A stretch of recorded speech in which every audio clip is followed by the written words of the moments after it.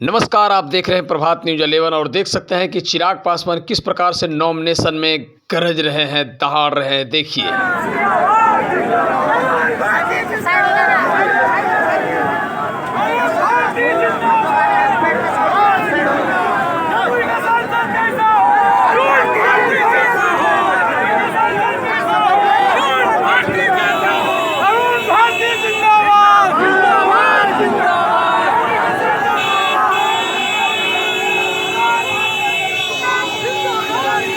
आज आप लोगों का वही प्यार, वही समर्थन, वही स्नेह मांगने आया हूं जो पिछले 10 सालों से आप लोग चिराग पासवान को देते आए हैं। पिछले 10 सालों से आप लोगों ने जो प्यार, जो समर्थन और जो अपनापन आप लोगों ने मुझे दिया, ये वादा मैंने आप लोगों से किया था और ये वादा मैं आप लोगों से करता आया हूं और मुझे लगता है कि आज मैंने अपने उस वादे को निभाया भी है।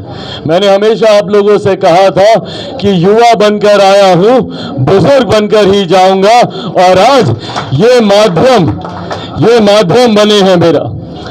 आज मेरे परिवार का सदस्य, मेरी बहन, मेरे बहनोई, आज अब ये यहाँ से चुनाव लड़ रहे हैं। पार्टी का अगर कोई और सदस्य होता तो संभवतः उनसे मेरा नाता सांसद और राष्ट्रीय अध्यक्ष वाला होता, पर आज जब मेरे अपने परिवार के सदस्य यहाँ से चुनाव लड़ रहे हैं तो ये रिश्ता वही रिश्ता है जो आपके और हमारे बीच का रिश्ता है, एक भाई का रिश्ता, एक बेटे का रिश्ता। कि मैं जिस लायक बना उससे बहुत बेहतर बेटा और बहुत बेहतर सांसद ये आप लोगों के लिए साबित होंगे, ये भी विश्वास आप लोगों को दिलाकर जाता हूं। इनके प्रयासों में कोई कमी नहीं होगी। पिछले 10 सालों में मुझसे जितना बन पड़ा, कम ज्यादा कई कार्य मैंने किए, कई कार्य अधूरे रहे और कई कार्य अभी भी करने बाकी हैं।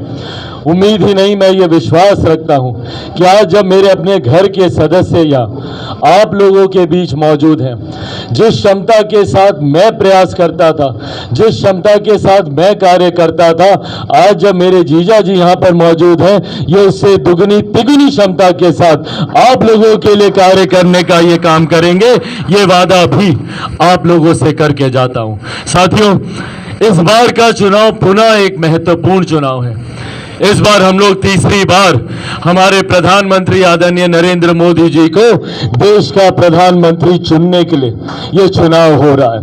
ऐसे में जरूरी है कि एक मत हमारे प्रधानमंत्री जी की झोली में जाए, एक ऐसे प्रधानमंत्री की झोली में जाए जिन्होंने दिन को दिन नहीं, रात को रात नहीं समझा और दिन रात हमारे देश के लिए वो प्रयासरत रहे, देश को आगे बढ़ाने के लिए वो प्रयासरत रहे, जिसका परिणाम है कि आज देश में ही नहीं दुनिया में भारत और भारतीयों का सर ऊंचा है। हमारे देश का नाम गर्व से लिया जाता है, क्योंकि ये सिर्फ देश की अर्थव्यवस्था नहीं बढ़ रही है, ये हमारे प्रदेश का राजस्व बढ़ रहा है, हमारे क्षेत्र की आर्थिक व्यवस्था बेहतर हो रही है, प्रति व्यक्ति आय में इजाफा हो रहा है।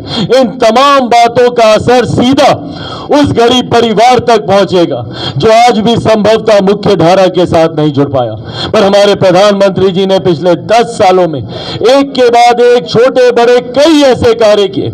महिलाओं के लिए जहां उज्ज्वला योजना लेकर आए तो वहीं इस बात को भी मेरे प्रधानमंत्री ने सुनिश्चित किया कि कैसे हम सब स्वस्थ रहे, हम लोग को स्वास्थ्य लाभ मिले। आयुष्मान योजना के तहत तो विभिन्न तरीके की और ऐसी परियोजनाएं जो सीधा घर तक हम लोग को लाभ देकर गई। ऐसे में आज मुझे मेरे नेता, मेरे पिता आदरणीय रामविलास पासवान जी भी याद आते हैं, जो अपने जीवन की अंतिम सांस तक प्रयास रहे कि कैसे उनके देश के, उनके प्रदेश के लोग मुख्य धारा के साथ जुड़े। ऐसे लोग जिनको आज भी मूलभूत जरूरतों के अभाव से जूझना पड़ता है, उनको कैसे उसका लाभ मिले। कोरोना का वो समय था जब देश की पूरी व्यवस्था ठप हो गई थी। ऐसे में जब हजारों किलोमीटर की यात्रा कर कर हमारे साथी दूसरे प्रदेश से पैदल चलकर आने के लिए मजबूर थे, ऐसे में मेरे पिता, मेरे नेता आदरणीय रामविलास पासवान जी ने उनके खाने की चिंता की कि उनको 2 वक्त का राशन कैसे मिलेगा। अपने स्वास्थ्य विकास की चिंता ना करते हुए प्रधानमंत्री जी के पास गए और इस योजना का उन्होंने निर्माण किया, प्रधानमंत्री गरीब जन कल्याण अन्न योजना, जिसके तहत आज भी मेरे पिता के जाने के 3 साल के बाद आज भी देश की एक बड़ी आबादी 81 करोड़ लोगों को मुफ्त में राशन दिया जा रहा है। ये सोच आदरणीय रामविलास पासवान जी, आदरणीय नरेंद्र मोदी जी की रही। ऐसे में जरूरी है कि उनकी सोच को, गरीबों के प्रति उनके स्नेह को इसी विश्वास के साथ हम आगे बढ़ाते रहें। मेरे प्रधानमंत्री ने सरहद की भी चिंता की तो अंतरिक्ष की भी चिंता की।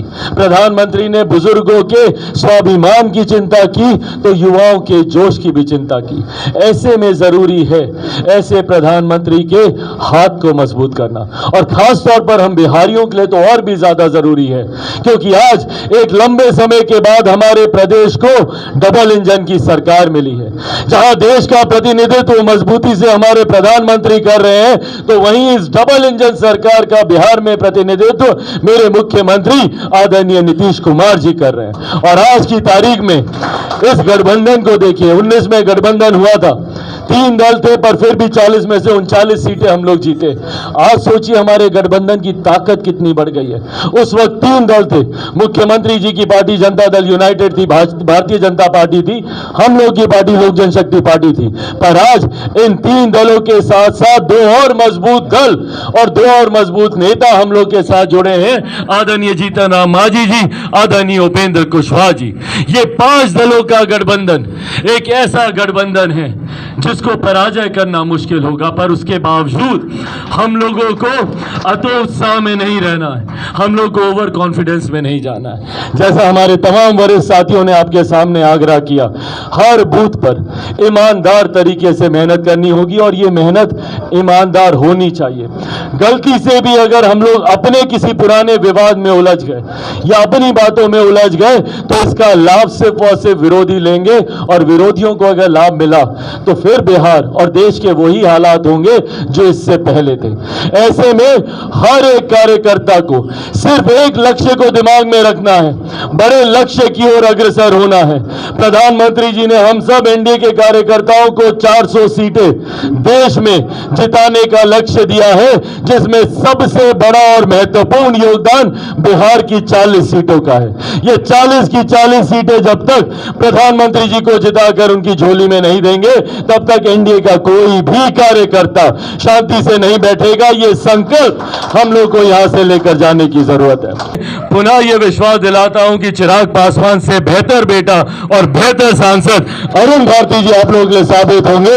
ये वादा एक मोदी जी की गारंटी है, और ये चिराग पासवान का वादा है आप लोगों से कि जो मैं कह रहा हूं वो खरा तारापुर विधानसभा को देंगे और हम यहाँ और विकास को तेज करेंगे। मुझे विजयी बनाएं, और मैं आपसे वादा करता हूँ कि मैं तारापुर में उसी तरह से विकास की गति दूंगा जैसे चिराग जी ने दिया था, और मैं इस गति को और आगे ले जाऊंगा। इस बार